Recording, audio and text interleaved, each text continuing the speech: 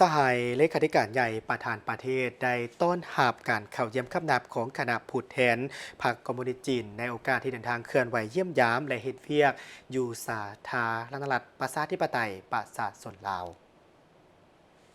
ในตอนเช้าของวันที่24ธันวาคม2025ที่ห้องว่าการศูนย์กลางภาคสหายทองลุ้นศรีสุริตเลขาธิการใหญ่ประธานประเทศได้ต้อนรับการเข้าเยี่ยมคำนับของคณะผู้แทนพรรคคอมมิวนิสต์จีนนำโดยสหาย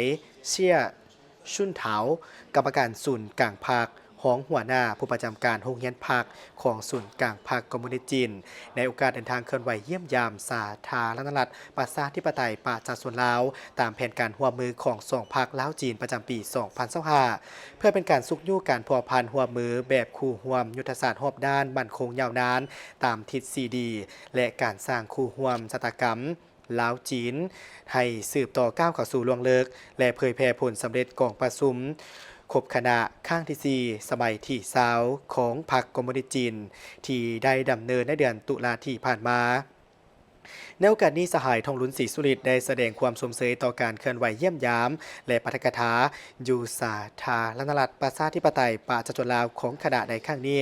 ตีราคาสูงต่อการพพันหัวมือระหว่างสองพรรคสองรัฐและประชาชนสองชาติลาวจีนโดยเฉพาะแมนการจะตั้งปฏิบัติแผนแบบบทว่าด้วยการสร้างคู่ร่วมชะตากรรมลาวจีนก็คือบรรดาแผนการหัวมือระหว่างสองพรรคประจำปี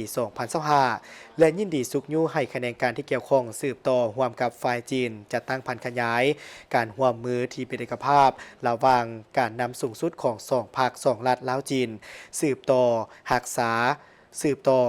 าการไปมาหาสู่อย่างเป็นปกติแลกเปลี่ยนบทเรียนในการคุ้มครองพรรคบริหารประเทศการก่อสร้างพรรคพนักงานและการสุกยู่เพิ่มทวีการแลกเปลี่ยนวัฒนธรรมสังคมการไปมาหาสู่ระหว่างประชาชนสองชาติลาวจีน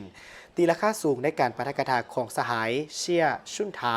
ซึ่งในจิตใจของกองประชุมคบคณะที่4สมัยที่20ของพรรคคอมมิวนิสต์จีนก็คือบทเรียนของพรรครัฐจีนในการจะตั้งปฏิบัติแผนพัฒนาเศรษฐกิจสังคมแห่งชาติถือเอาเป็นบทเรียนอันล้ำค่าต่อกับแผนการและการจะตั้งปฏิบัติแผนพัฒนาเศรษฐกิจสังคมแห่งชาติของเรา